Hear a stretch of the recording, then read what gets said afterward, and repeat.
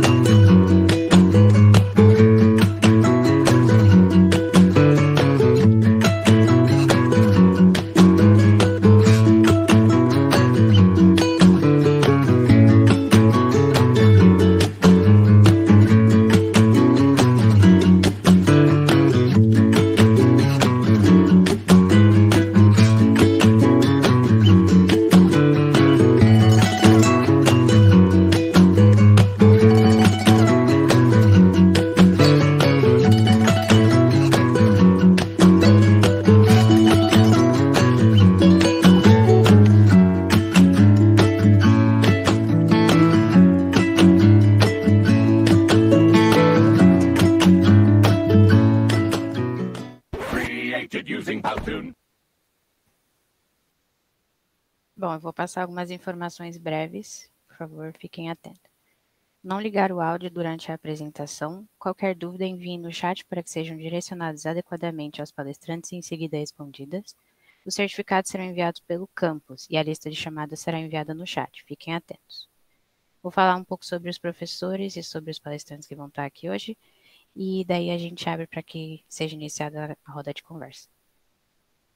Primeiro, o professor Enoque é o professor adjunto da Universidade Federal do Pampa, Bagé, vinculado ao curso de graduação em Engenharia de Energia e como líder do Grupo de Estudos Avançados de Engenharia de Energia, o GREEN. Recebeu os graus de mestre e doutor em Engenharia Elétrica pela Universidade Federal de Santa Maria, especialista em gestão de cooperativas de infraestrutura de energia elétrica pela Univates, bacharel em Engenharia Elétrica pela Universidade do Vale do Rio dos Sinos e Eletrotécnica pelo Centro Federal de Educação Tecnológica de Pelotas. Tem experiência no segmento de energia, atuando profissionalmente desde 2000. Trabalhou por 18 anos na Sertagia Energia, com participação na administração como gerente comercial da cooperativa permissionária.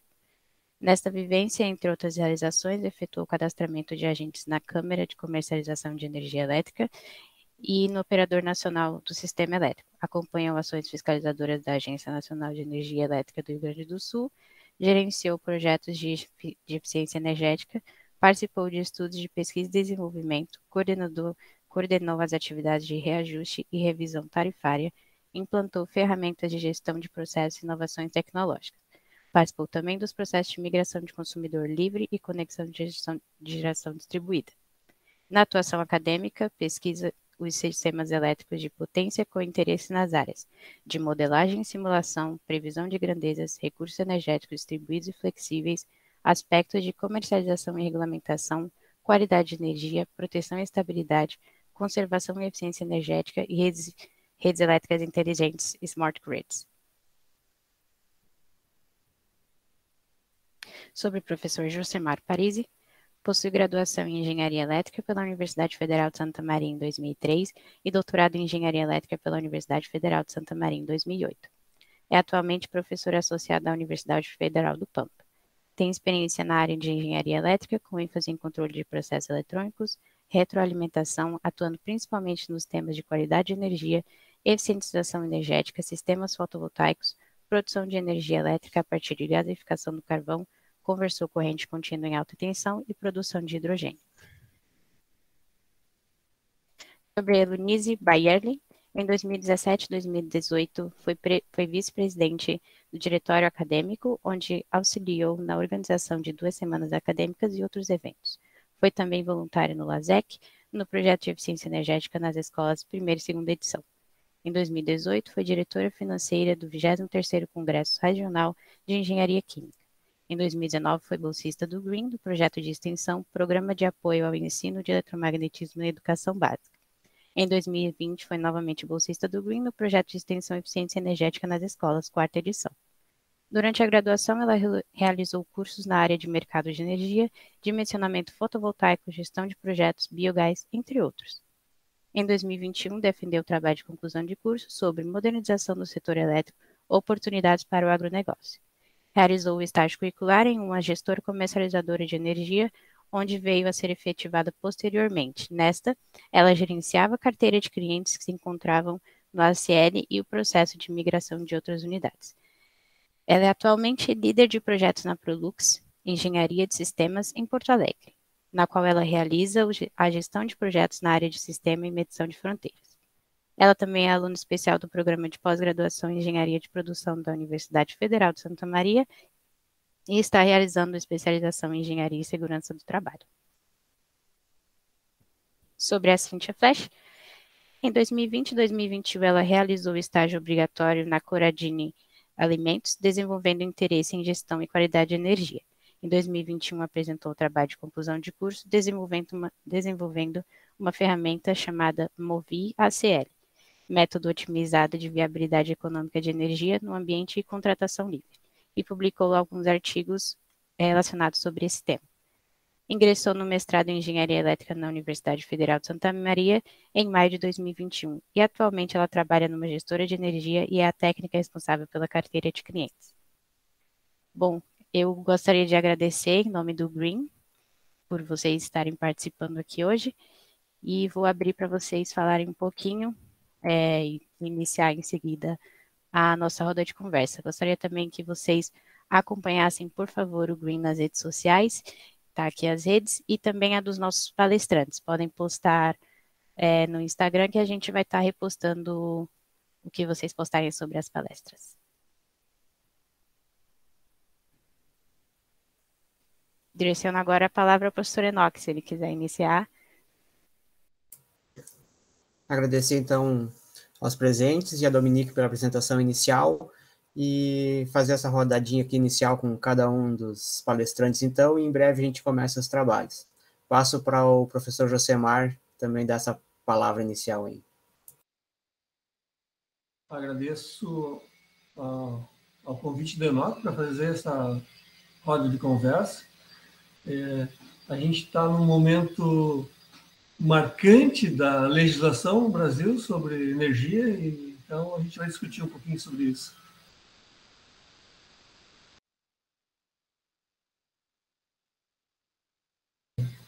Elenise, então, passa a palavra. Oi, bom dia, pessoal. Muito obrigada pelo convite. É uma honra voltar e poder contribuir com a Unipampa, né, um pouquinho do conhecimento que eu adquiri ao longo da graduação. Então, agradeço o convite, parabenizo o Green pela iniciativa em fazer um evento tão organizadinho. E acho que a Cíntia, agora, se quiser comentar alguma coisa. É que eu fico nervosa quando tem que apresentar as coisas. Então, obrigada pelo convite do Guinho, obrigada pelo convite da Semana Acadêmica. Fico muito feliz de estar aqui. E acho que é isso.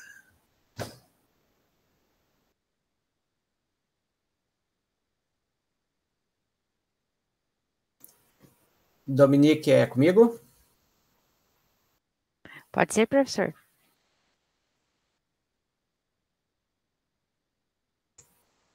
Então, eu vou carregar aqui a minha apresentação, até eu não ia trazer nada escrito, né? Até como o professor Josemar falou ali, a gente está num momento, acho que efervescente aí do setor elétrico, né? E aí eu comecei a fazer uma lista de tópicos e foi uma luta para tentar fazer uma síntese, né? Devido à quantidade de informações, né? Que a gente tem e parece que é difícil da gente deixar algo de fora, né? Não deu certo aqui. Opa. Vamos lá.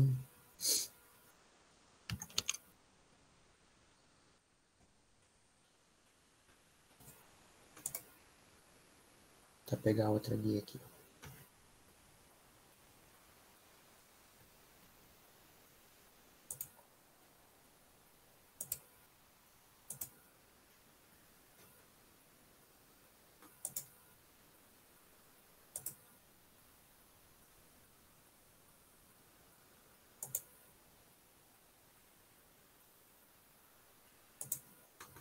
Agora vai.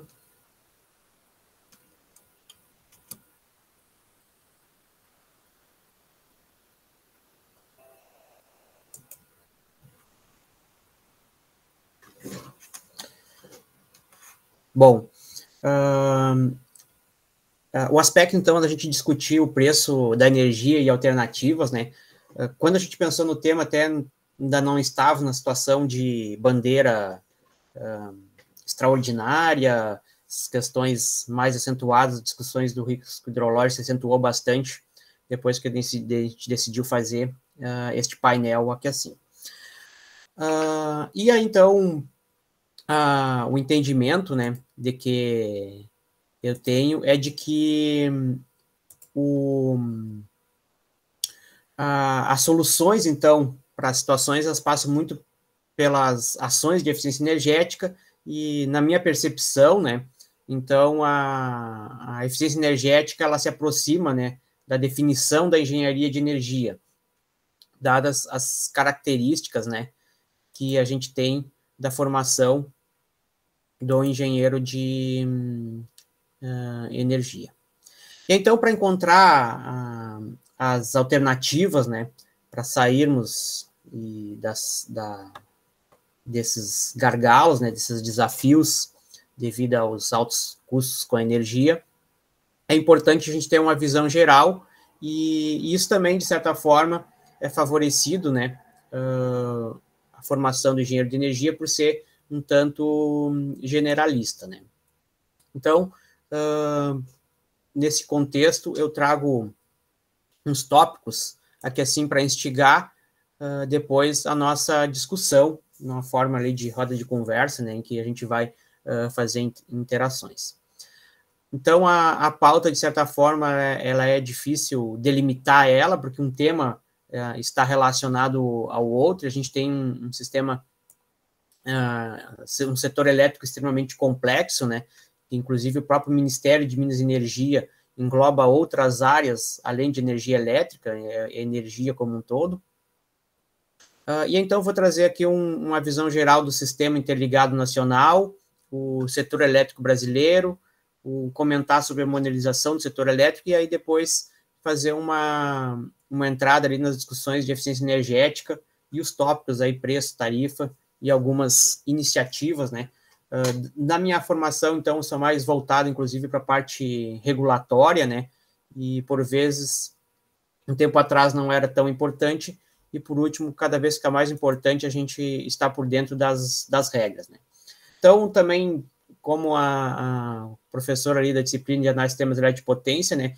Então, para entender a composição de tarifas, as situações do impacto do risco hidrológico, também é importante a gente entender, né, que nós temos um sistema em que tradicionalmente ele é formado, então, por grandes usinas centralizadas, que passam depois por uma linha de transmissão e que chega até lá, ao final, nas linhas de distribuição de energia, em que é feita a entrega para uso final através das unidades consumidoras. E aí, então, toda essa cadeia, para ela ser mantida, ela precisa ser remunerada, né? E isso também é importante, esse entendimento, para compreender que existe um custo, então, de produção de energia, existe um custo de perdas de energia ao longo desse sistema elétrico, e, além disso, tem uma série de tributos, impostos e encargos, né, que estão inseridos dentro dessa cadeia do setor elétrico.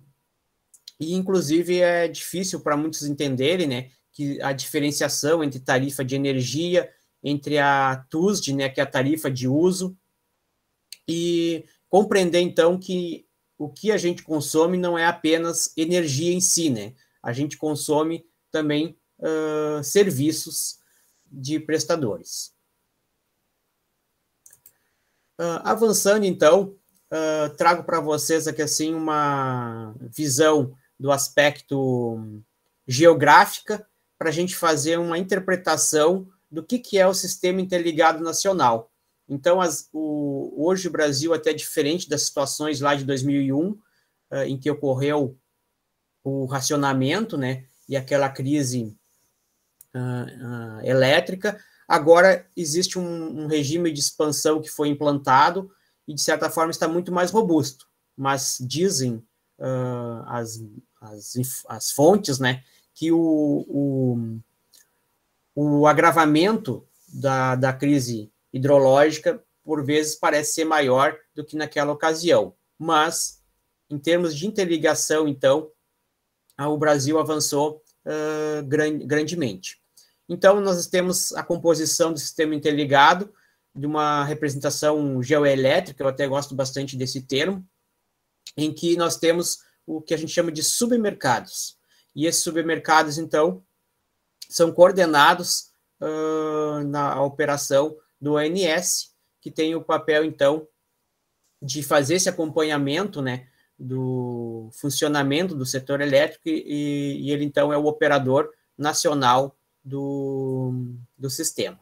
Então, nós, com esses 2 slides aqui, assim, a gente viu o que existe o sistema elétrico de potência, e no Brasil, então, a gente tem uma série de interligações do sistema através de linhas de transmissão que transportam, no caso, energia de grande volume de energia de uma área para o outro. Além de perceber, então, a parte técnica, assim, né, de como é que é composto o sistema elétrico, a gente tem um outro influenciador, que é os agentes do setor elétrico brasileiro.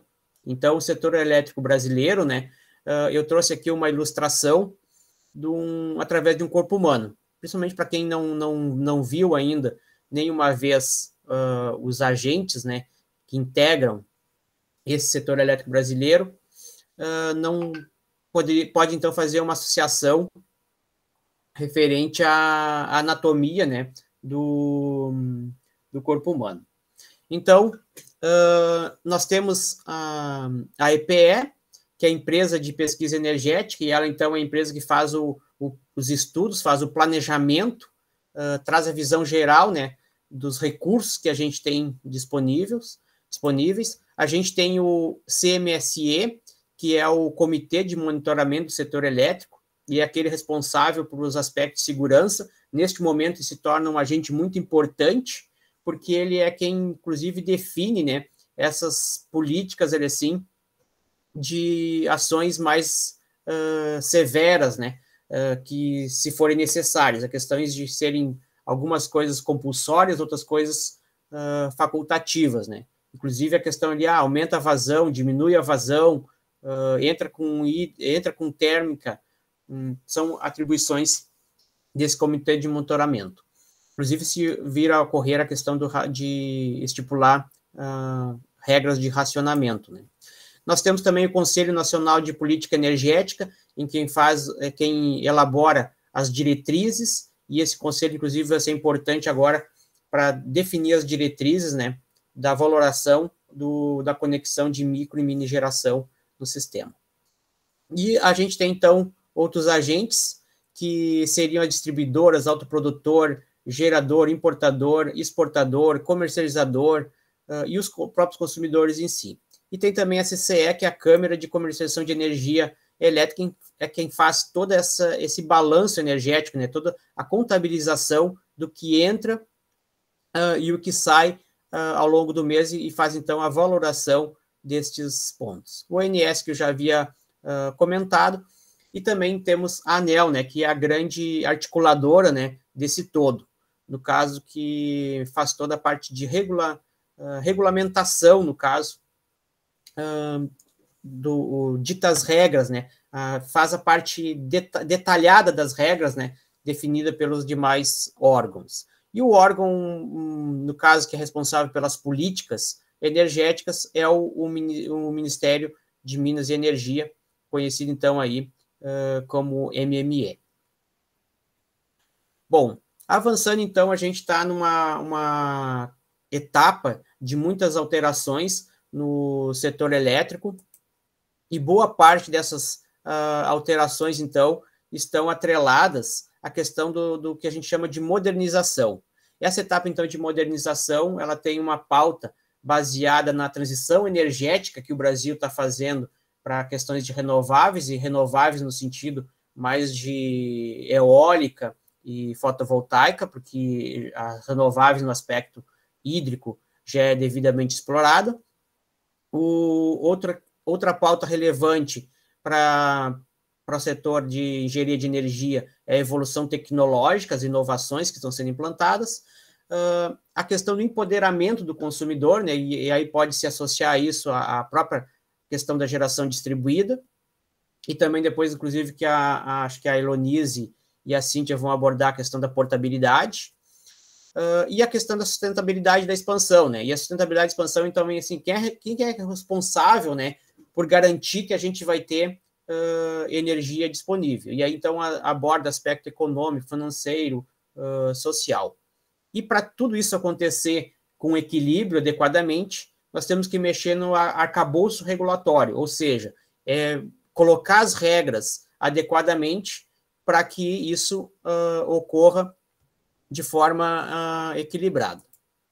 Aqui eu trago uma informação referente à parte de smart grids, né, que é um conceito, então, muito em voga no setor elétrico, que é a expectativa com o avanço, inclusive agora do marco regulatório da micro e mini geração, a gente avance ainda mais no aspecto da digitalização, né, do sistema elétrico. E aí, no aspecto de definição, né, o pessoal adota um termo 3D, 4D, que seria a digitalização, a descarbonização, a descentralização e, por vezes, o que a gente chama de democratização. Então, a gente sabe que no aspecto, por exemplo, de comunicação, né, as coisas já estão bem mais avançadas e a gente ainda tem muito espaço, né, para melhorar a inserção de tecnologias no âmbito de distribuição de energia, principalmente. Bom, mas a proposta, então, era nós falarmos sobre preço da energia. E para a gente, então, falar de preço da energia, nós talvez podemos fazer uma divisão disso no tempo, né? No sentido de longo prazo, médio prazo, curto prazo.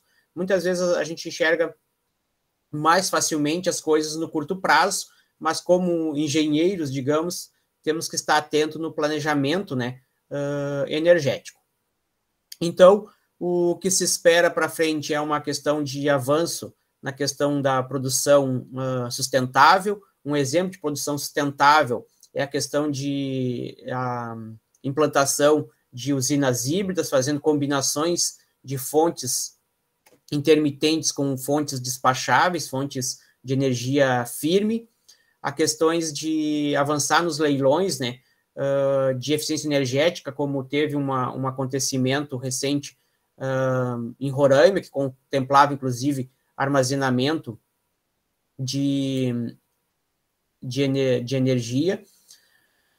E há questões também de uso inteligente, então, da energia e tecnologias. E aqui vem uma provocação, né, de vocês ficarem atentos às tecnologias e os conceitos da indústria 4.0. A gente está prestes, então, a avançar na implantação das novas diretrizes curriculares, que dá um sinal muito forte, né, de que a indústria, o mercado, precisa de engenheiros que estejam muito ligados, né, nesse aspecto da energia. Falando, então, de eficiência energética em si, né, e talvez esse que, assim, é um ponto-chave na discussão, e eu dividi aqui em duas partes, uma de oportunidades e outra de desafios. Então, no aspecto de oportunidades de eficiência energética, a gente pode fazer ações de tarifação. Só que tarifação não é livre, ela tem restrições de aspectos legais. Nós temos, para fazer eficiência energética, fazer ações de diagnóstico energético. Esse diagnóstico energético é a forma que a gente teria de identificar, simular, fazer uma varredura, digamos, nas instalações para ver as oportunidades de fazer modificações, identificar quais as oportunidades que eu tenho, então, de melhorar o desempenho das instalações de forma eficiente, de forma com poucos custos. Mas, para isso, eu preciso de mão de obra especializada. No caso da disciplina de conservação e ciência energética, a gente entra bastante, inclusive, fazendo cálculos, né, nesses aspectos. Outro ponto, então, que se abordaria seria a substituição de equipamentos, mas para fazer substituição de equipamentos, então, observando lá o selo Procel, os níveis de eficiência desses equipamentos, a gente recai no aspecto de investimentos. Outra oportunidade que temos é a mudança de processo. Então, aquela questão, por exemplo, assim, no mercado, né? Tu tem uma instalação lá que mistura coisas quentes e coisas frias. Então, mudando o layout, por vezes, pode melhorar isso. A forma de utilização de regimes de ar-condicionado, a forma de uso de líquidos, resfriadores, enfim. Mas, para isso, então, depende do tipo de atuação, né, que tem esse empreendimento no mercado. Se é uma questão de uma planta industrial, se é uma residência, tem vezes que não tem margem para essa mudança de processo. Ou o impacto é muito significativo, como a questão de operar ou restringir, né, o trabalho em determinados turnos. Outro aspecto é a questão da automação, mas para automação, então, também exige conhecimento, né, especializado e também recai normalmente em investimentos. E o que vem sendo bastante utilizado também é a questão do aspecto da geração distribuída, então combinada com essas outras condições, mas isso aí também então envolve estudos considerando os riscos de negócio. Vou avançando aqui um pouco rápido, né, para não me prolongar muito. Então, atualmente a gente tem a tarifação do mercado cativo num regime de monopólio, né? Então a gente não tem opções para os consumidores do mercado cativo, é uma única distribuidora para a região. Para o grupo B, então, ele recebe a energia na forma monômia convencional, e é assim que ele é faturado, e existe a opção da tarifa horária na forma da monômia branca. Do grupo A, a gente tem, então, a binômia oro-sazonal verde e a binômia oro-sazonal azul. E o grupo A, então, a partir de um determinado volume, né, de energia que ele consome, no caso de demanda contratada, então ele pode passar a comprar no Mercado Livre. No caso, a gente tem um processo de redução, de transição, né, e em 2023, a quem tiver 500 kW contratado, poderá já, então, migrar para o Mercado Livre. Atualmente, quem tem mais de 500 kW pode migrar para o Mercado Livre especial. E a expectativa, que inclusive a gente está fazendo alguns trabalhos de conclusão, explorando, é que a abertura do mercado possa ocorrer para todos nós, né, para todos os consumidores, a partir de 2024. Aqui também nessa tela nós temos a distribuição, né, das componentes das tarifas, né? Então, a gente tem a TUSD, que é composta pela parte de transporte, fio A e fio B. Tem também, então, a componente perdas e encargos setoriais. E, de outra parte, na tarifa cativa, então, a gente tem a tarifa de energia, que é a TE, a TUSD de encargos e a TUSD serviços de distribuição. Isso aqui são definições, levaria um longo tempo para a gente fazer uma explicação mais avançada, mas elas são fundamentais para compreender, no caso, a forma e as discussões em torno da geração distribuída. Falando em geração distribuída, então, comento aqui alguns tópicos, né, sobre o impacto dos recursos energéticos distribuídos, da sigla do inglês, no caso, o DER. Então, um ponto relevante que nós tínhamos em evidência até agora era o subsídio cruzado. Depois, tem alguns pontos técnicos que, à medida que vai aumentando este volume de unidades conectadas à rede, vai sendo representativo, ou então a unidade de geração distribuída de potências mais significativas. Então, em proteção e estabilidade, a gente estuda isso, que é a situação de elevação dos níveis de curto-circuito ao longo do sistema. As questões dos riscos e oportunidades de operar do modo ilhado, né? E a questão também das dificuldades, então, de entregar a energia elétrica com qualidade, dada a intermitência das fontes e as influências, assim, nos recursos que a gente tem disponível para os controles de tensão. No aspecto de perspectivas, né, então, que vem para frente para desafios aí nas carreiras nossas, né, que vão ter interferência, então, no preço, né, da energia, as sobrecargas possíveis devido aos veículos elétricos vão cada vez sendo mais utilizados, os desafios para fazer a modulação da curva de carga, né, e aí, então, tem essa ilustração aqui, assim, tradicional, que o pessoal faz uma curva de carga típica na forma de um camelo, né, em que a gente tem um comportamento ali, assim, na parte superior do exemplo, assim, do animal, e à medida que eu vou colocando geração distribuída, então, eu posso ter, inclusive, um comportamento ali da curva ao contrário, né, perto ali da asa do pato, né, em que seria o instante que eu estou injetando energia, porém, lá na cabeça do pato continua o pico, né, que já acontecia no formato ali da curva camelo. Então, isso aqui é só uma ilustração para fixar, né, o comportamento da curva de carga em que ocorre sem geração distribuída e com geração distribuída. E a gente tem avanços, então, de prestação de serviços ancilares, a combinação, então, de usinas híbridas e a questão também de micro-redes, que, inclusive, é um termo que eu venho explorando através das minhas orientações, né, e vejo com grande perspectiva de avançar nesse sentido.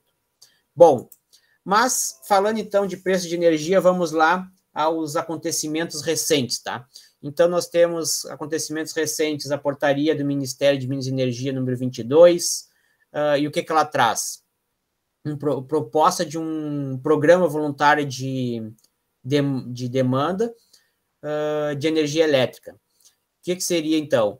É uma proposta voltada, então, para os grandes consumidores que estão no Mercado Livre, e teria que ser algumas regras estipuladas como lotes com volume mínimo de 5 megawatt, duração de 4 a 7 horas, e os trâmites são através do NSCCE. Onde é que tem relação com a engenharia de energia isso?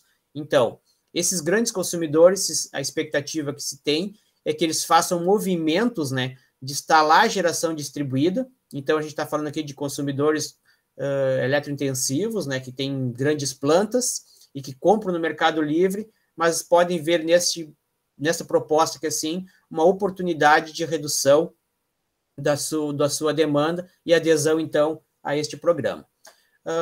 Algumas condições, né? Ele é facultativo, é pouco previsível e, de certa forma, ele é complexo. Então, a gente não sabe qual o retorno e o nível de adesão que ele vai ter. O que mais que tem acontecido nos últimos dias, então, referente entre as ações, né, para reduzir os preços, né, ou controlar, pelo menos, ou ter energia disponível, né. Então, outra resolução do Ministério de Minas e Energia, e aí, no caso, aqui sim, o Programa de Incentivo à Redução Voluntária do Consumo de Energia Elétrica, e esse, então, abrange todos, né, do mercado cativo, todo mundo que é do grupo B, no caso, né. Então, ele dá uma compensação de R$50 a cada 100 kWh, redução média de 10% a 20%, é a contrapartida que a unidade consumidora tem que dar. Ele está vigente no caso de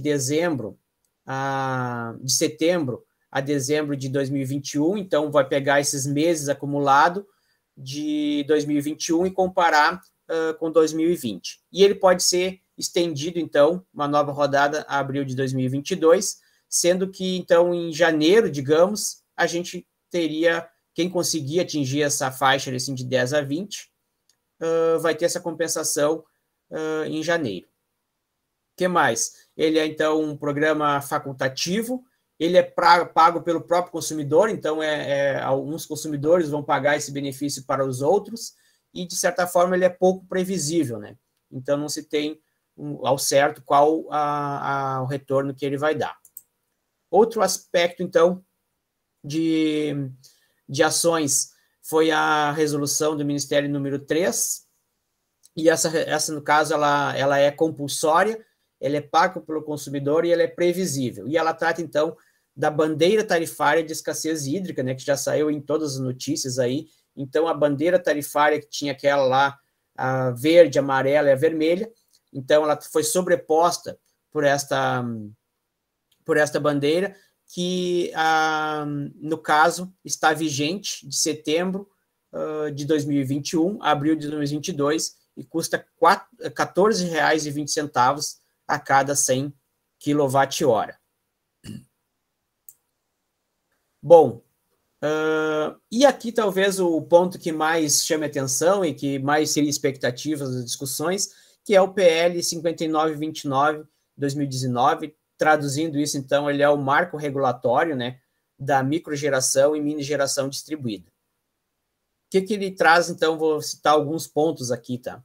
Ele traz um período aí de transição de 12 meses, e ele trata que quem já tem, no caso, a geração distribuída, fica com critério de direito adquirido. Ele traz novos conceitos, como as questões de fontes despacháveis. Ele traz conceitos também relevantes para nós no aspecto de microrredes, que seria a combinação, então, de geração distribuída com armazenamento de energia. Ele traz a possibilidade de fazer, então, sistemas híbridos de geração e armazenamento, e trata também da garantia de fiel cumprimento. Fiel cumprimento seria a questão, quem tem parecer lá tem um tempo para colocar essa usina em funcionamento. E, então, etapas que é importante ficar ligado. Ele passou, então, agora pela Câmara dos Deputados, vai para o Senado, vai para o Executivo. Depois de aprovado nesses dois, ele passa, então, para o Conselho Nacional de Política Energética, que vai fazer diretrizes para valorar, no caso, o quanto a micro e mini geração traz de contribuição para o sistema. Em 6 meses tem que ser feito isso. E depois ainda tem um prazo de regulamentação da ANEEL de 18 meses. Fora outros vários tópicos ali, né, que tem que ser regulamentados complementarmente pela ANEEL através de resoluções. E tem, então, uns percentuais lá, né, que a partir de 12 meses, então, a unidade consumidora com geração vai passar, então, a pagar pela TUSD. Começa com 15% a partir de 2023, 30% em 2024, 45% em 2025, e aí vai até ser extinto, no caso, o desconto, e passa a pagar, então, 100% lá em 2029. Falando isso, então, da TUSD, mas, inclusive, no PL, eles não usam o termo TUSD, eles preferiram escrever por extenso, no caso, né, a definição de TUSD. Bom, ainda, então, sobre o PL, né, ele traz outros termos, então, ele não usou o termo lá consumidor, passou a usar o termo consumidor-gerador. Ele define que vai ter um formulário padrão, então, para fazer as solicitações às distribuidoras, e vai proibir, digamos, as distribuidoras de pedir algo além desses formulários padrão. Traz novos elementos como condomínio voluntário e associação civil, então, para fazer a adesão à forma de geração distribuída. Exige a garantia, então, para aquelas questões de não ficar lá um projeto parado, só para pedir um parecer. Ele veta, então, também a comercialização de pareceres e traz regras iniciais ali para o fornecimento de serviços ancilares e para as unidades consumidoras com geração poder vender seus excedentes de energia. De parte da distribuidora, então, tende a terminar um pouco aquele embate, né, que existia entre as partes, porque ele criou um critério lá que evita a exposição contratual involuntária da distribuidora. Eu sei que é um pouco complexo para vocês, mas era um risco, né, de muita gente colocar a geração e a distribuidora ter sobra de energia e ter prejuízo em função disso. As questões de compensação pela CDE, então, os descontos ele não vai ser cruzado entre os clientes da distribuidora, ele vai ser compensado via um encargo nacional. E aí tem outra série de regras definidas para o distribuidor, mas são regras que estão definidas, né? E à medida que definidas, os riscos, então, são amenizados. Bom, eu me prolonguei bastante, mas vou trazer aqui, então, uma visão geral, né? A evolução do setor elétrico está acontecendo, a gente tem imprecisões sobre o tempo que vai ser necessário para isso acontecer. A gente tem dúvidas quem vai dominar o processo, né? Se vai ser no âmbito regulatório, aqueles agentes que a gente viu ali assim, se vai ser no âmbito político, como aconteceu agora no aspecto do PL, e o papel, então, de nós, das universidades, né, que é a questão de diferenciar esses interesses das oportunidades, interesses, no caso, comerciais, e ficar focado, né, o que é um recurso renovável, o que é um recurso distribuído, o que são energias flexíveis, né, e o que é preciso para a gente ter um sistema coerente. Depois aqui assim eu trago umas contribuições de alguns sites para o pessoal poder pegar mais sobre eficiência energética, como a EPE, a associação, no caso a ABESCO, a ANEEL e o próprio site lá do Procel Info. E ainda um convite, então, final aqui para vocês seguirem, né, uma série de newsletters, né, como o próprio Green ali da Unipam, Green no caso, que tem no Instagram, há questões também lá do Energias, que é outro canal importante, o canal Energia, Megawatt e Gesel. Então, são lugares importantes para vocês se aprofundarem nestes tópicos. Bom, falei bem rápido, tentando controlar meu tempo, mesmo assim ficou um tanto longo. Peço desculpa aí aos meus pares aí, e passo, então, para a Dominique conduzir a próxima. Depois eu volto para a roda de conversa, nós conversarmos.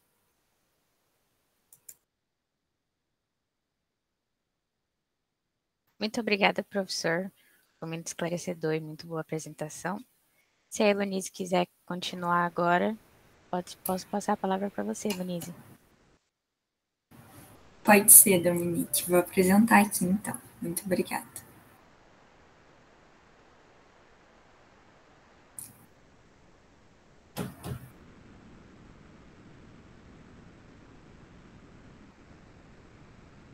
Me avisam se estão vendo. Sim, já está dando para ver, Denise. Boa apresentação. Tá bem, obrigada. Então, eu sou a Eunice, engenheira de energia formada pela Unipampa. Atualmente eu trabalho na Prolux, Engenharia de Sistemas, na matriz em Porto Alegre. Nós também temos uma unidade em Campinas, que é uma unidade fabril, além do escritório de engenharia. O propósito da Prolux é descomplicar o setor elétrico, impulsionando o futuro. Também é uma empresa com certificação de qualidade ISO 9001. Ela foi fundada em 2004, tem 17 anos de experiência no mercado. E nossos parceiros, né, os nossos clientes, são as distribuidoras, as geradoras e as grandes consumidoras de energia. Nós atuamos em 3 pilares, que é esse sistema de medição. Aqui engloba as adequações para o mercado livre, né, para o ACL. Segundo pilar, sistemas de proteção e controle, encabeçado, né, pelos painéis de proteção e controle. E o terceiro pilar de conexão com a rede elétrica. A unidade fabril de Campinas, ela é uma fábrica de painéis elétricos para subestações e até para as adequações para o mercado livre. Então, nós já realizamos mais de 3.000 projetos de migração, de adequação para migração para o mercado livre, e isso representa mais de 20% das unidades que estão cadastradas na CCE. Mais de 300 projetos de medição e fronteira, e realizamos projetos em todas as concessionárias e distribuidoras do Brasil. Eu atuo, né, a minha área é a medição de fronteira atualmente. Então, eu trouxe mais umas curiosidades para encabeçar, para dar base, né, para a nossa discussão da roda de conversa. Então, o setor elétrico brasileiro, a matriz de geração de 2019, foi composta basicamente pela fonte hídrica, por 64% de toda a geração. Então, ele é considerado um sistema hidrotérmico e eólico, porque essas são as 3 principais fontes predominantes. Então, hidro, das hidrelétricas, térmico, que são as termoelétricas, né? Sejam elas gás com a fonte de gás natural, derivados do petróleo, carvão, nuclear e biomassa, todas se enquadram em termoelétrica. E eólico, então, 9% da geração em 2019 foi da fonte eólica. Esse sistema de geração ele possui uma alta complexidade, porque possui fontes intermitentes e fontes despacháveis. Então, as fontes intermitentes são solar e eólica, que nós precisamos aproveitar ela instantaneamente, né? Não tem a possibilidade de estocá-las. Já a hídrica, por mais que seja um recurso natural, ela tem a possibilidade de estocar nos reservatórios de água, nos reservatórios, né, nas barragens. Então, se eu não quiser utilizar ela nesse exato momento, e se eu quiser utilizar ela amanhã, por exemplo, é só eu fechar a turbina, né, não gerar energia. Quem programa esses despachos das usinas é a ONS, e eu vou falar um pouquinho mais para frente. Então, aqui comparando, né, a matriz de geração em 2010 e 2019. Em 2010, a fonte hídrica representava quase 80% da geração. E isso de certa forma, é bom, né, por causa que é uma fonte renovável, claro, mas é ruim porque a gente fica dependente somente das chuvas. Então, 80% da nossa matriz eram dependentes das chuvas, né? Já em 2019, a gente vê que esse percentual baixou para 64%, ainda assim é a maioria. Por isso que se fala tanto em diversificação da matriz elétrica, para nós não ficarmos dependendo somente de um recurso natural. Percebe-se também que a eólica tinha participação de 0,4% em 2010, atualmente é 9%, então teve um crescimento muito grande em pouco tempo, né? Em menos de 10 anos, a matriz mudou bastante. Agora, o SIM, né? Então, toda essa geração legal, né? Mas como que se conecta? Se conecta pelo Sistema Interligado Nacional, pelas linhas de transmissão que conectam o Brasil todo. Aqui esse mapa é o horizonte 2024. Então, tem algumas linhas que não foram construídas ainda, mas, enfim, né? Quase todo o nosso país é interligado pelas linhas de transmissão. Percebe-se a complexidade do sistema.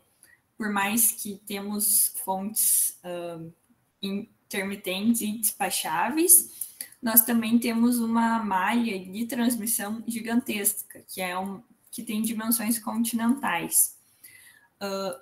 A operação dessas redes, né, dessas linhas de transmissão é bem complexa, mas tem a vantagem de estar todo o Brasil conectado, e como nós possuímos 6 diferentes domínios climáticos, né, então temos 6 tipos de clima no Brasil, nós conseguimos otimizar os recursos naturais disponíveis em todas essas regiões com as suas especificações.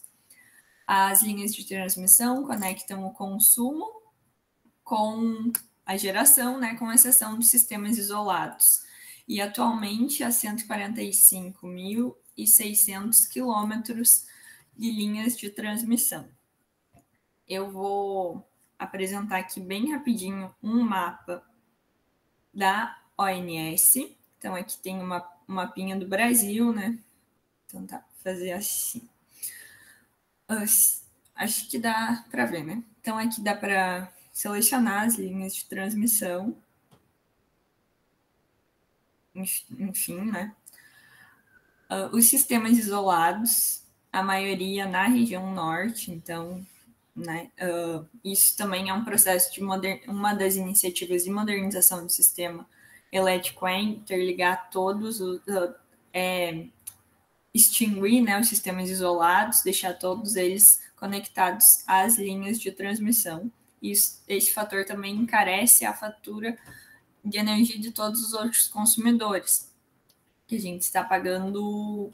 Normalmente geração, os sistemas isolados usam geração térmica, né, que é mais caro. E aqui, que era o que eu queria mostrar, um mapinha com as usinas. Percebe-se que cada ícone, né? Então tá mostrando as usinas no mapa: hídrica, o ícone da hídrica, ícone da eólica, ícone da térmica. Geração eólica concentrada no litoral do Nordeste, geração hídrica concentrada no Sudeste. Por isso que quando estamos em falta de chuvas no Sudeste, afeta tanto todo o resto do Brasil, né? Que a maioria das hidrelétricas está concentrada no Sudeste. Então, voltando para a apresentação.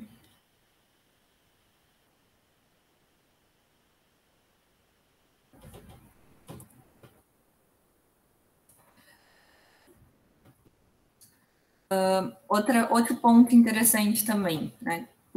Como o país possui diversos climas, no período de seca do Sudeste é o período úmido do Sul e do Sudeste e do resto do país, né? O período úmido do Sul, quando é o período seco no Sul, é o período úmido do resto do país, isso ao longo do ano.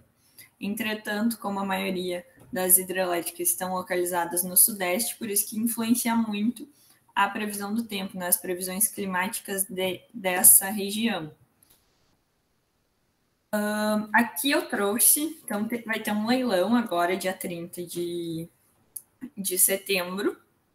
No leilão, né, as distribuidoras contratam a energia dos empreendimentos geradores, mas claro que não há esses preços praticados para os consumidores finais, né? Então, em cima desse preço isso representa só a TE, né? Depois tem a TUSD, depois tem os encargos do sistema, enfim. Então, só para nós compararmos o preço, né, pelo tipo de empreendimento. Então, usinas hidrelétricas de grande porte. O preço teto, que vai ser o preço máximo que a distribuidora vai pagar no leilão, é R$ 174,00 por megawatt-hora. Solar e eólica, R$ 191,00 por megawatt-hora. PCH e CGH, que são as hidrelétricas de pequeno porte, R$ 250,00 por quilowatt-hora aproximadamente, e as termoelétricas, percebe-se que são bem mais caras, R$ 266,00 por megawatt-hora. Então, por isso que evita-se ativar, né, e despachar as termoelétricas, e quando ocorre esse despacho, a gente percebe a incidência das bandeiras tarifárias que afetam diretamente o nosso bolso, né? Então, quem programa essa operação das usinas, que é tentar otimizar o custo da energia, é a ONS. Então, a ONS, Operador Nacional do Sistema, ele coordena, programa e controla o despacho das usinas para atender a demanda em determinado período de tempo. Então, os estudos para contratar no leilão, eles são feitos de 5, 6 anos, e após isso é feito estudos periódicos. Eu já vou falar um pouquinho mais sobre isso. Então, o despacho, né, ele é instruído com base em 4 principais fatores, que é o cenário hidrológico, então a previsão das vazões, né, a previsão das chuvas, a disponibilidade termoelétrica, a previsão da carga. Então, ao longo dos anos, eu posso ter uma redução ou um aumento da carga que a gente tem que considerar nos estudos também. E o intercâmbio entre regiões, que é a questão que eu falei. Às vezes, está sobrando energia numa região, está faltando na outra. Normalmente, o que ocorre aqui no Nordeste, por base das eólicas, e como eles têm pouca carga, eles exportam, né? Então, eles doam energia para o restante do país. Então, esses dados, esses 4 principais dados, eles alimentam modelos matemáticos que otimizam o uso dos recursos disponíveis. Mas quais modelos que são esses, né? Então, temos 3. A ANS utiliza 3 modelos para determinar o despacho das usinas. O New Wave e o Decomp, na fase de planejamento. Então, New Wave a médio prazo, aqueles fatores lá são transformados em dados que alimentam o New Wave. ele faz a simulação, né, o planejamento a médio prazo, num horizonte de 5 anos, e todo mês realiza novas simulações.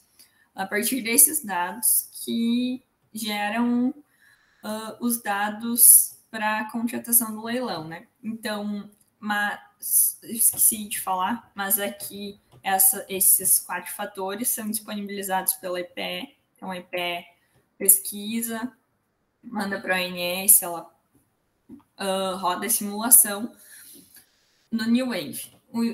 Depois, os dados do New Wave vão para o Decomp, que daí já é um curto prazo, num horizonte de 12 meses, realiza etapas semanais. A saída, né, desses dados vão para o DCEM, que daí já é a programação mesmo, né, programação diária, um horizonte máximo de 14 dias. Ele roda essas simulações por hora e a cada meia hora, se eu não me engano, para ver qual usina que vai ser despachada, se vai ser inserido termoelétrica para complementar as hidrelétricas, enfim, faz essa questão mais operacional, né, mais física.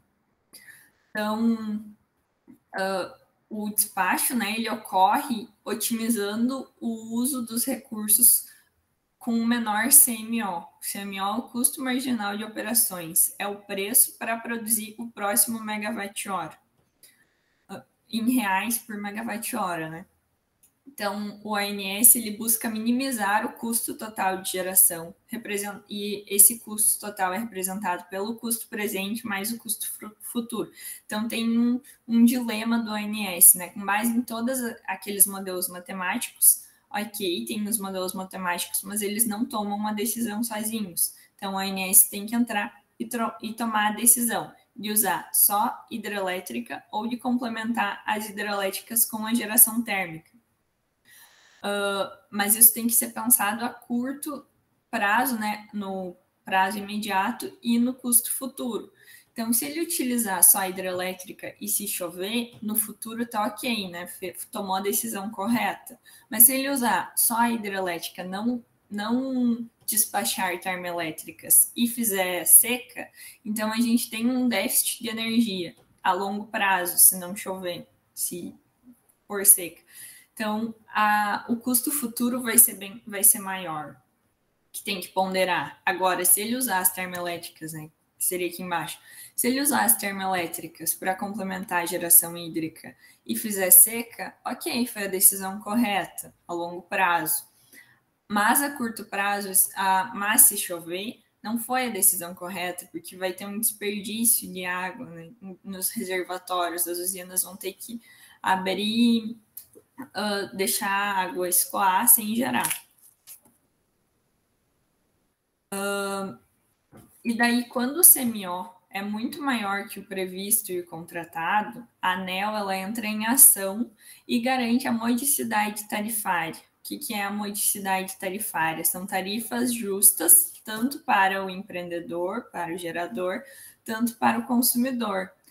Então, essa modicidade ela é importante porque ela garante a segurança do abastecimento e a qualidade dos serviços prestados. A tarifa justa, então, ela remunera o vendedor adequadamente e ela não onera o consumidor excessivamente. Quando ocorre muito despacho de termoelétrica, a ANEEL tem que ser acionada para garantir isso.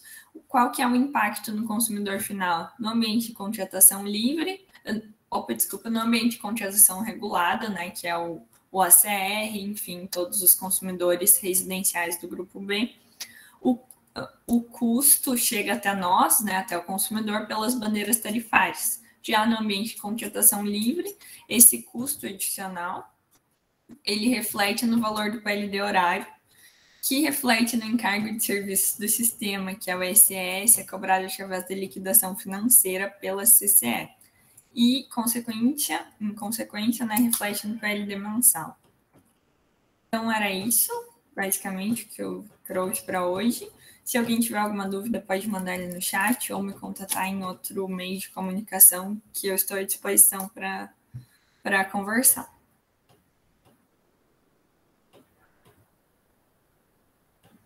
Perfeito. Muito obrigada, Elonise, pela sua participação e apresentação. Foi muito boa, muito esclarecedora.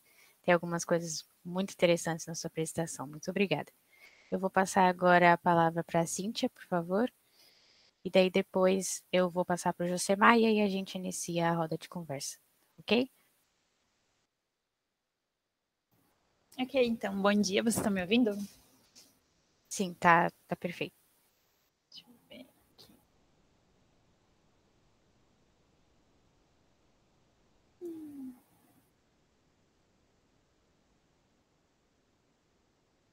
E dá para ver a apresentação? Sim, já está na tela. Então, eu vou falar um pouquinho da empresa, da Mercato, que é uma gestora de energia, que uma das funcionalidades e um dos campos da engenharia de energia, eu acho que é a gestão de energia. Então, é através da energia que a gente conecta pessoas. Então, como a Dominique já falou, eu fiz estágio supervisionado na Coradinha Alimentos, meu TCC foi de gestão de energia, eu me formei dia 30 do 7, fazendo mestrado em engenharia elétrica e eu estou na Mercato desde maio de 2021. Então, o que é a Mercato? Quem é a Mercato? A Mercato é uma empresa de KPO, inteligência disponível para execução de uma operação específica e complexa. Então, os nossos recursos são atender o cliente desde a jornada do mercado cativo para o mercado livre. Então, a gente faz a gestão e representação na CCE, o monitoramento online, a realização de acompanhamentos de leilões de energia na representação, aí a consultoria, a gente tem a assessoria regulatória e jurídica, a gestão de risco e inteligência do mercado, a análise de relatórios comparativos do ACL para ACL, e o gerenciamento de contratações, e, por fim, a gestão de energia. Então, a gente tem 2 ambientes, como o professor Enoch falou e como a Elu falou, o ACL e o ACL. O ACL é onde todos os consumidores cativos estão, onde nós, residenciais, estamos, e o ACL, que é o ambiente de contratação livre, onde o consumidor pode escolher de quem ele quer comprar energia. Então, o preço de energia, a oportunidade, e o que eu apontei que seria interessante falar é que em 2021 os consumidores passaram a estar sob o PLD horário. O que isso impactou? Ele impacta nos consumidores, na modelagem da curva de contratos e como o consumidor vai estar exposto ou não a horários em que ele não está contratado. Então, em 2021, a gente teve um aumento significativo no valor do PLD para a compra de energia. Além disso, a gente tem altos registros dos índices de correção inflacionários desde 2019, por causa da pandemia. Então, nas épocas dos estudos do meu TCC, a média do megawatt era R$100 para convencional, e agora o PLD está 583,88. Então, uma das possibilidades e perspectivas que eu enxergo é o APE, como geração própria, e o consumo inteligente, tanto para grandes consumidores como para pequenos consumidores. Então, para ilustrar um pouquinho, eu falo um pouco rápido, mas qualquer coisa vocês podem me parar. A gente tem a média do PLD da região sul, aqui desde 2019, então dá para ver que teve uma significativa alta. A gente está 2 meses seguidos já com o PLD na altura, 583,88, sendo que em junho ele já estava alto, com 336,99. Então, os consumidores que compraram energia no curto prazo, ou eles não têm contrato, eles pagam o preço do PLD mais um spread. Então, aqui eu trouxe uma curva de preços de consumidores que compram energia I5, que são os consumidores, podem ser os consumidores especiais ou os totalmente livres. Então, a gente vê que a gente tem aqui a linha pontilhada, é o PLD. Então, a gente pode ver que ele oscilou bastante e ele está no teto agora. E aqui são as médias de preços de energia que é possível contratar de acordo com os anos. Então, 2022, 2023, então a gente pode ver que quanto mais planejamento a gente tiver, melhor vai ser a nossa contratação de energia. Então, aqui a gente tem uma tabelinha com os fornecedores e possíveis valores e a flexibilidade do contrato. E uma das perspectivas de preço de energia e oportunidade que eu vejo é a abertura do mercado. Quando abrir o mercado, eu acredito que a gente vai ser que nem na Espanha, que a gente pode monitorar que horas a gente vai tomar banho, que horas a gente vai carregar nosso veículo elétrico e que horas a gente pode colocar ele na rede para ter um consumo eficiente de energia. Então, as empresas elas ainda têm um pouco de medo do Mercado Livre, porque por causa dessa questão de gestão de energia. Às vezes, eu vou ter que ficar 5 anos, se eu me arrepender, eu vou ter que ficar 5 anos no Mercado Livre para daí poder voltar. E aí, como vai ser? Se der ruim. Então, a gestão de energia ela é algo sério, e eu comecei a ver a parte de gestão de energia enquanto eu estava fazendo qualidade de energia e conservação e eficiência energética, quando eu trabalhava na Corradini, que lá eles tinham muito problema com a gestão de energia, tinham muitos reativos e eles estavam no ambiente cativo, eles ainda estão no ambiente cativo, e há essa possibilidade de mudar tanto a tarifa hora ou sazonal, quanto migrar para o Mercado Livre, que geraria uma economia muito, muito boa para eles. E aí, oportunidades para o curso de Engenharia de Energia, que eu trouxe também um pouquinho. Não tenho medo, conhecimento nunca é demais. As redes de inteligência, acredito que seja no futuro, ainda mais agora que, ontem saiu uma pesquisa que aumentou 64% a aquisição de veículos elétricos. Então, para mim, os próximos veículos vão ser os elétricos. Sempre dá a impressão que a gente não sabe nada quando a gente sai da faculdade. E estudem. E a Mercato, ela também tem vagas abertas para estágio. Então, se alguém tiver interesse, é só entrar em contato. E é isso. Muito obrigada pela apresentação, Cíntia. Vamos agora seguir com o Josemar. Daí depois a gente inicia a roda de conversa com umas perguntas. Pode ser? Bom, então já nos apresentamos, já demos bom dia. Eu vou ser bem sucinto, porque a gente está com o horário avançado e os colegas brilhantemente comentaram, a maioria dos comentários que eu ia tecer aqui. Como eu falei lá no início, a gente está num momento efervescente, né, por conta da aprovação da nova lei no Congresso, né, e a expectativa da promulgação dela e devido à aprovação nos demais entes. Qual o impacto principal disso? Era uma coisa que eu queria comentar.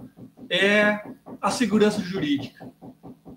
Vai trazer segurança jurídica para o mercado de GD. O mercado de GD estava num certo limbo.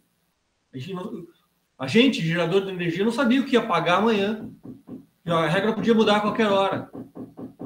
Agora, a gente sabe que quem solicitar o acesso no ano que vem, vamos dizer assim, no ano que vem, ainda vai estar sobre as regras atuais e tem regras bem definidas para quem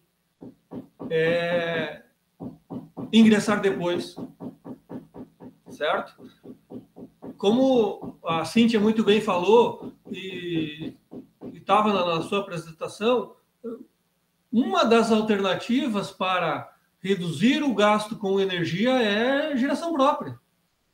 É um mercado que não tem mais volta, um mercado que só vai expandir, e a expansão atual é exponencial praticamente.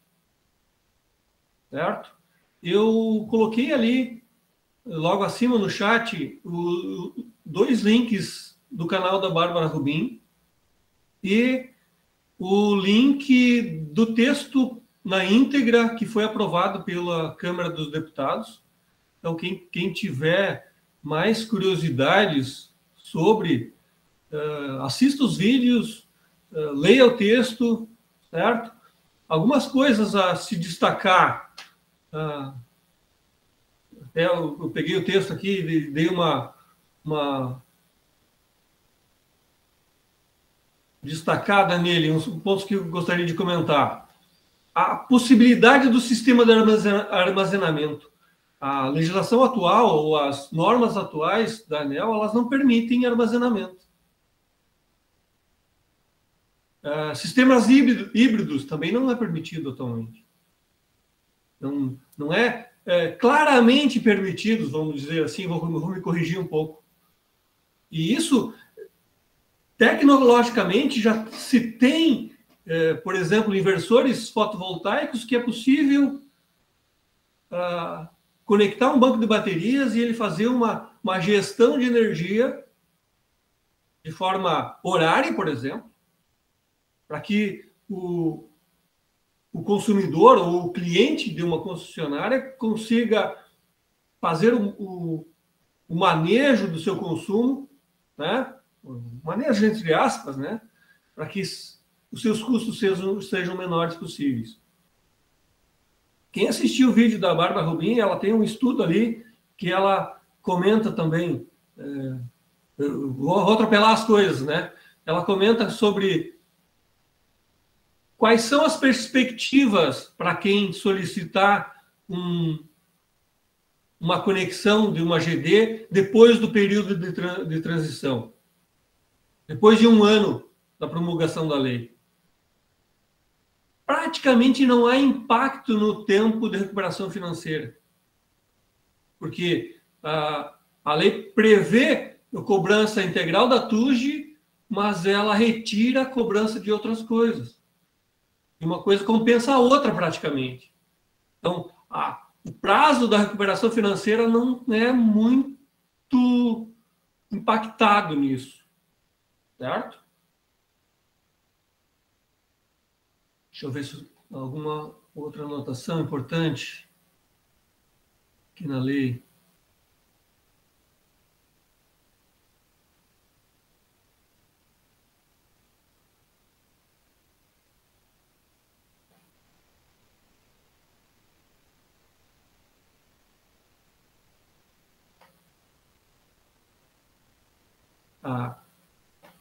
Já comentei sobre isso. Os pontos principais são esses, né? A previsão de um tempo, né? O direito adquirido, aqueles pontos que o Enoque comentou lá no início, garantias para que o consumidor saiba o que vai acontecer no futuro.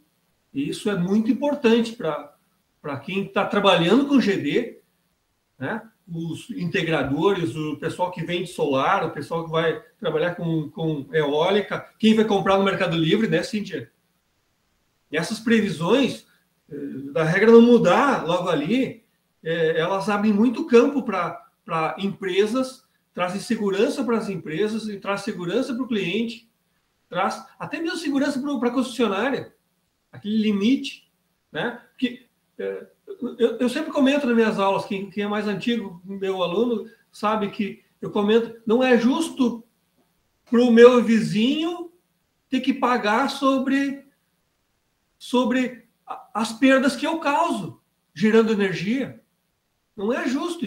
Tem que ter uma forma de cobrança disso. E, de certa forma, a lei traz isso de forma transparente. O projeto de lei, né? Bueno, era isso que eu gostaria de comentar. Abrimos para perguntas. Ok, professor, muito obrigada. O professor Carlos deixou uma pergunta lá no chat. Ele perguntou quais são as perspectivas futuras da tarifação e do preço nos leilões referente às fontes de energia. Posso responder, Dominique? Pode sim, depois que a Eunice falar, se algum professor também, ou a Cíntia quiser ir completando, pode ir. Né?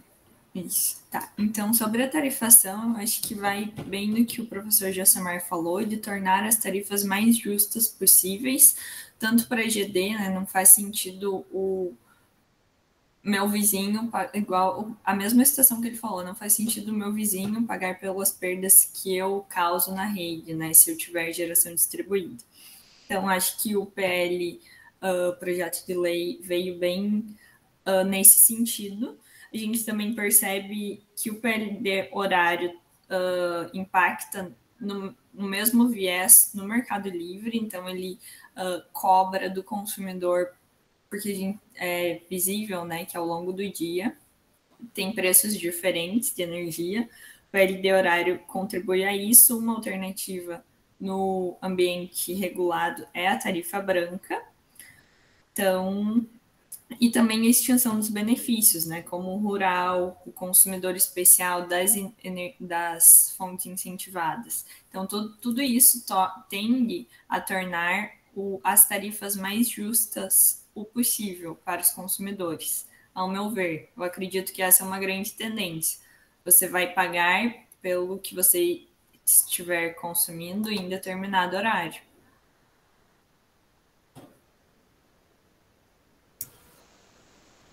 Vou fazer a minha colocação aqui antes da Cíntia. Referente à pergunta do professor Carlos ali, né? Hoje já existe, na verdade, então, um cronograma ali de leilões, né?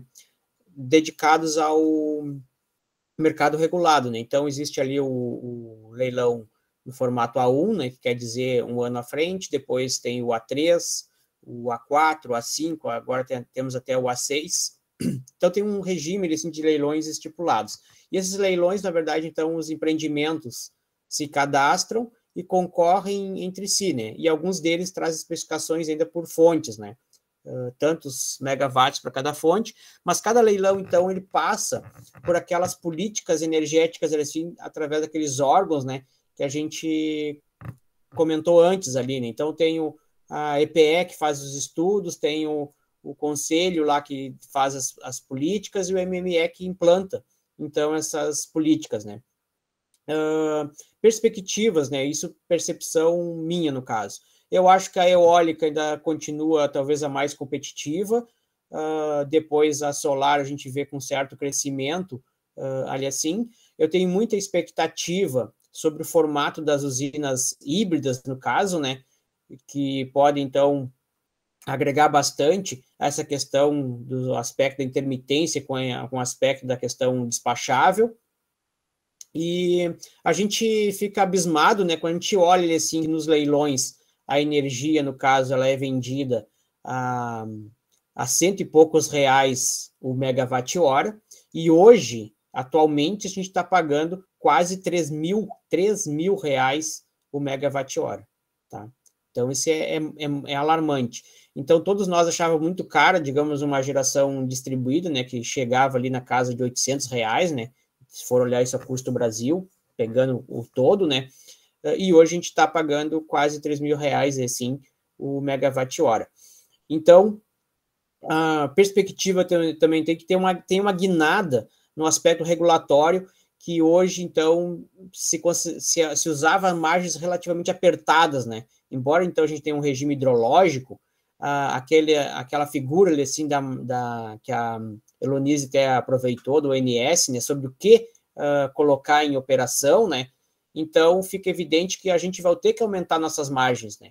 Como a fonte hídrica está cada vez mais imprevisível, vai ter que se aumentar essas margens de segurança, que em algum momento elas foram ajustadas e usam margem de segurança ali de 5% de reserva dos reservatórios, por exemplo, em algumas situações de cenários, né?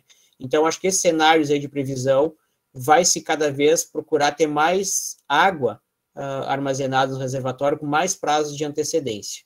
Então, isso tudo vai mexer, digamos, na cadeia de negócios, né?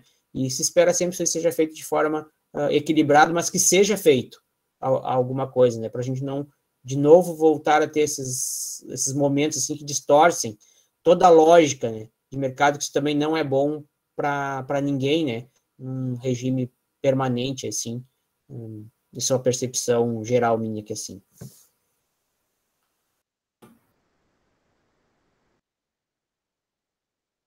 Então, eu acho que essa parte do marketing da GD vai ser bem importante, mas eu também acho que o que acontece com o negócio dos preços é que eles botam... Tem muitos empecilhos ainda para uma empresa virar um autoprodutor, tem muita adequação que ela tem que fazer para ela virar um autoprodutor, e tem muitas fontes que... Então, por exemplo, o biogás, eu fui visitar uma usina da série VR, que é em Minas do Leão. É pertinho, só que eles colocam tantos empecilhos. Por exemplo, a CE, ela não considera toda a energia que chega lá como eles estão vendendo. Então, tem muitas possibilidades ainda de outras fontes, além da hídrica, que poderiam ser, por exemplo, o biogás. Tu pode gerar o dia inteiro. Tu não precisa esperar ter sol, não precisa esperar ter vento. Então, acho que não é investido nessas fontes que, por exemplo, todos os resíduos urbanos, eles vão para lá. Então, eles geram biogás. Então, e biogás era uma parte que eu gostava bastante, acabei indo para outro foco, mas eu acredito que em Candiota também abriu outra de biogás, então, não sei, usando todas as fontes, talvez a gente consiga modelar melhor os preços, assim como eu acho que quando a gente puder controlar que horário a gente vai consumir energia e qual é o melhor preço de energia, também vai melhorar essa parte de precificação.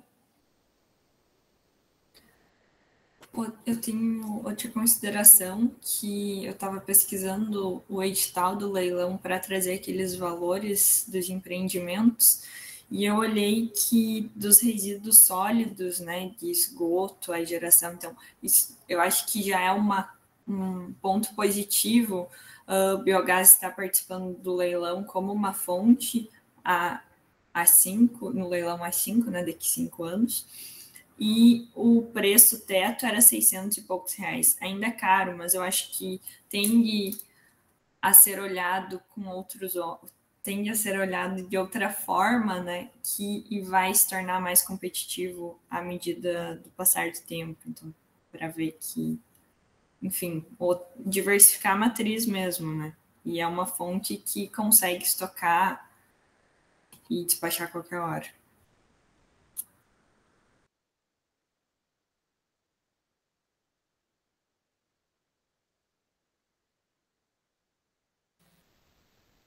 Dominique, quer ler a outra pergunta? Posso prosseguir aqui, então? Vamos lá, tem uma pergunta do Kaique. Ele falou especificamente para o professor Enoque e para o Josemar acerca da proteção e estabilidade do sistema elétrico de potência. Conforme métodos de proteção e monitoramento, haveria, porventura, uma possibilidade do inversor híbrido chegar ao mercado brasileiro homologado pelo Inmetro? Kaique, posso começar, Enoque, a responder? A NBR 62116, ela está sendo revisada, Kaique, com o principal intuito de inserir mecanismo de homologação desses tipos de inversores. Então, isso já está em andamento há um bom tempo. Quem acompanhou a palestra do Lucas Belinazzo ontem, ele comentou justamente sobre isso, sobre esse tipo de inversores, e que isso está sendo inserido na revisão da NBR 62116. Ok. Isso, só complementando então, né? Inclusive, hoje já é permitido a instalação do inversor, que tem fornecedores, né, que já comercializam este equipamento, mas ele não é permitido, então, até como o professor Josemar comentou antes ali, de colocar isso em operação, porque não existia essa figura da questão híbrida, né? Então, o próprio PL contribui bastante nessa parte, e acho que o avanço aí da norma também vai destravar, digamos, né, esse empecilho aí. No aspecto técnico, né, para fins de proteção e estabilidade, ele é algo, pode-se dizer assim, consumado, porque já existe isso, uso em escala, né, inclusive fora do Brasil. É bem uma questão mesmo mais específica nossa, que assim, de padronizar, então, para as características nacionais, né, mas não se vê nenhum empecilho, digamos assim, né, disso ser colocado em prática. Já tem bastante estudos e casos aplicados, né? Então, acho que é só uma questão mesmo de avanço agora, e à medida que vai ficando mais atrativo e vem a figura técnica, inclusive, ele assim, reconhecida no PL das micro-redes, né? Também vai ser um caminho sem volta, diria assim, né? Inclusive, eu saliento às vezes, né, que o pessoal que estudava geração distribuída lá na nossa parte lá de estudo, ainda no mestrado, doutorado, né, Josemar, que ela estudava geração distribuída. Então, a bola da vez agora é estudar micro-redes, armazenamento, é isso aí. O resto está sendo vendido nas lojas ali da esquina, né? Então, o engenheiro de energia, o mercado que você tem que dominar, aprender, é esse combo, assim, né, de aspectos comerciais, né, como a Cíntia e a Eronise estavam colocando, vinculados a essas alterações, assim, que tem no PL, né? Então, é por aí que tem muitas oportunidades para serem exploradas. E tudo que a gente fala de preço de energia, então, está vinculado dentro digamos assim, de um guarda-chuva, assim, que é o Conselho de Eficiência Energética. tu pode fazer sempre essas questões combinadas, né, com outras ações, seja de instalação de geração, seja medidas de tarifação, seja questão de troca de equipamentos, alterações de processo. Acho que é isso que o engenheiro de energia tem que estar bem atento, né? Quando tem o contato com o cliente, aproveitar para vender uma série de produtos, tá?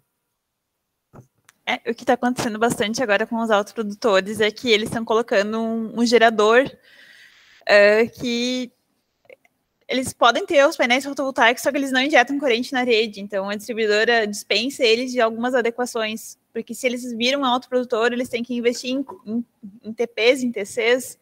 Então, para eles não precisarem fazer esse investimento, eles estão colocando o gerador grid zero, ou seja, se gerar um pouquinho mais, é jogado fora essa energia, para pelo menos eles aproveitar um pouco do autoprodutor sem injetar na rede. Então, isso é bem triste, porque eles botam tantas adequações que o consumidor tem que fazer, que se torna inviável um projeto solar quase. Complementando, Kaique, tecnicamente já está tudo resolvido. Não está sendo comercializado com o intuito final de armazenamento no Brasil, porque não tem a norma que permita isso. Mas, como o Enoch falou, os inversores são vendidos hoje normalmente. Eu, inclusive, vi aqui numa unidade, aqui na cidade de Bagé, um inversor da Fronius capaz de fazer isso, operando apenas como inversor. Tá? Tem normativas internacionais que cobrem todos os aspectos técnicos. Por que isso não é implementado simplesmente como uma cópia de uma norma técnica internacional? Porque o nosso sistema elétrico é diferente. Então, essas nuances particulares do sistema elétrico brasileiro, elas causam um pequeno impacto nas normas de ensaio, por exemplo, desses inversores para poder serem homologados. Ok? Ok. O Davi Augusto do Nascimento perguntou: qual é o consumo mínimo e quanto seria mais ou menos o custo médio ao mês para um consumidor ou empresa migrar para as energias renováveis no mercado livre de energia? Essa aí foi para a Cíntia e a Elonise, deixar elas aproveitarem a pergunta. Bom, depende da distribuidora, depende de onde ela fica, depende do custo da adequação. E depende dos preços de energia que vão estar no momento que ele vai contratar energia. Então, depende de muitas variáveis.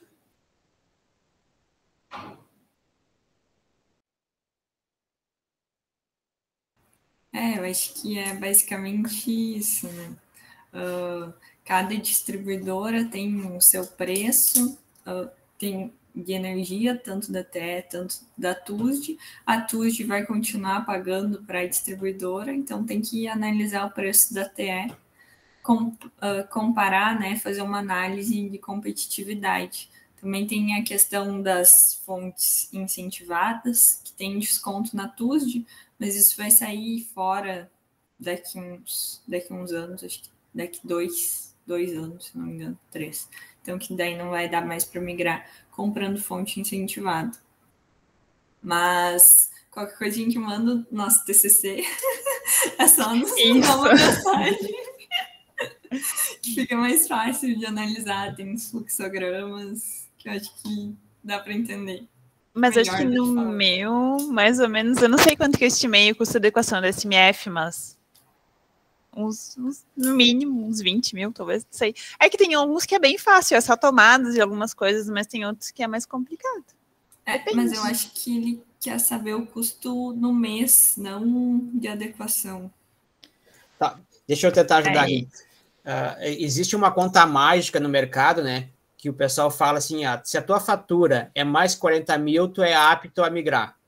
Tá? Isso de modo geral. E no TCC da Cíntia e da Elonise, o que elas fizeram foi uma ferramenta de simulação, né?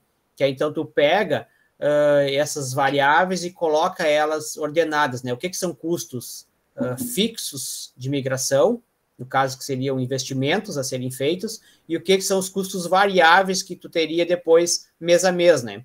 Então, daquele total, tu tem despesa mês a mês, e o que tu tem então, da parte de parcela de energia e qual a tua parcela de demanda, no caso, que seria referente a TUSD, né? Então, em termos, então, não é em termos de volume de energia, né? A decisão, geralmente, ela é pautada quanto à questão da demanda. Então, hoje, para migrar para o mercado especial, ele é 500 kW, mas você tem que ficar atento também que tu pode fazer uma composição de unidades consumidoras. Então, principalmente rede de mercados, hoje faz isso, né? Ou cooperativas com várias unidades. Então, tu pode fazer um combo, né? E aí tu faz essa migração conjunta de várias unidades até atingir aquela demanda lá. Então, tem muitas oportunidades, né? Tem alguns sites ali, assim, que fornecem simulações, assim, mas tem duas consultoras aí que pode, inclusive, detalhar mais, assim, né? Mas até o aspecto do CC foi isso, né? Fazer uma ferramenta para tentar se identificar isso em números, tá? Porque são muitas possibilidades, tem que fazer cenários. Então, e isso, a ideia, então, que 2024 reduza essa barreira dos 500 quilowatts, e eu estou orientando uma outra aluna aqui da Engenharia de Energia, que ela vai, então, identificar os desafios e oportunidades aí para implantar o mercado livre para todo mundo, né? Então, não sei aonde vamos chegar com um estudo, né? Mas é algo bem desafiador e que todas essas dúvidas voltam a acontecer. É melhor a pessoa investir em geração distribuída? É melhor ela ficar no mercado cativo? É melhor ela aderir à tarifa branca? Ou é melhor ela comprar energia no mercado livre? Quando tiver, qualquer um de nós puder comprar como a gente comprar energia, como a gente compra planos de telefone e Netflix hoje. É um sonho, né? Para mim, pelo menos. Abrir o celular e dizer, quero R$50 em energia. E dá para colorir a energia ainda, né? Diz, essa aqui é a verde que vem de tal coisa. Então... É verdade.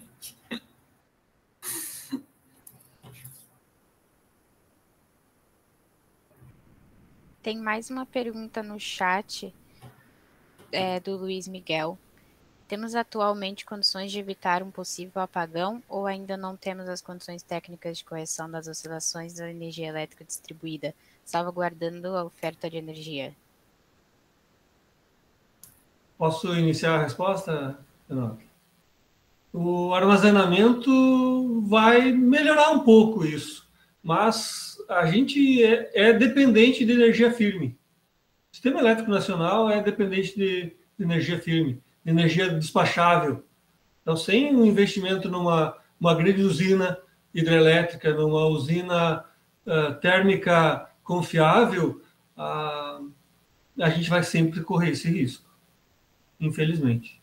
É a minha visão. Para botar uma polêmicazinha no termo apagão, né? Então tem o pessoal ali de proteção e estabilidade, ou entregou o trabalho, ou está fazendo o trabalho ali para definir, né, o que é apagão, o que é outra coisa. Então, apagão é o termo que a gente usa para um sinônimo aqui no Brasil de blackout, né? Que é quando seria algo involuntário. Então, eu particularmente eu dividiria assim, eu acho que antes de acontecer o apagão, ainda se tem mais algumas ações que a gente pode fazer. E aí vem, antes do apagão, vem o que a gente chama de racionamento, né? Que foi feito em 2001 lá. O que é o racionamento? O racionamento é restringir o acesso à energia de forma compulsória. Ou seja, ou a empresa desliga determinado horário, ou as multas vão ser absurdas. Então, a gente ainda não chegou nessa etapa. O apagão seria uma consequência digamos, de uma ausência de política mais agressiva, né, de restringir a energia elétrica. Então, pegando pela lógica, né, o apagão ele ocorre mais por uma falha do sistema elétrico.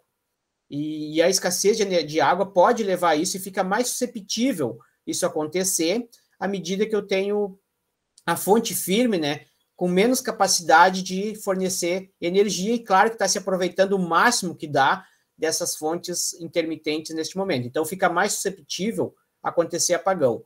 Mas, por causa da falta de energia, então, tem essa medida do racionamento, que, pela lógica, né, que a gente vê, pode ser tomada e tem que ser tomada antes que a coisa se acelere ainda mais. Mas está todo mundo muito apreensivo. Parecia-se que ia alinhar as coisas e está bem complicado.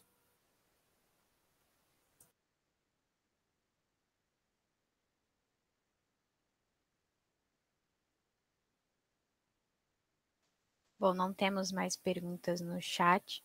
A Cíntia precisou sair.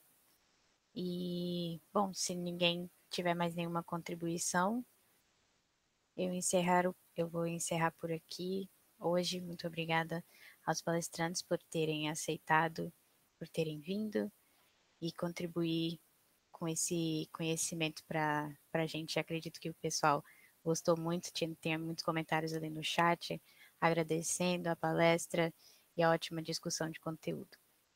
Se vocês quiserem dar uma palavrinha para a gente encerrar.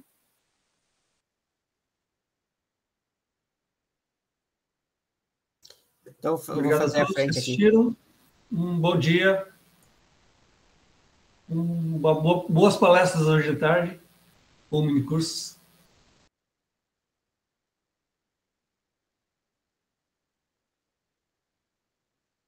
Professor Bom, então eu agradeço também a participação de todos, aos colegas aí que participaram conosco, principalmente a Elonise aí, que em meio ao trabalho lá, tirou um tempo para nos abrilhantar aí. Muito obrigado.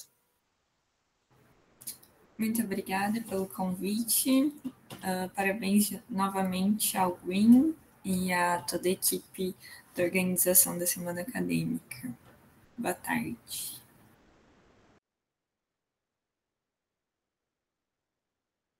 Boa tarde a todos, pessoal.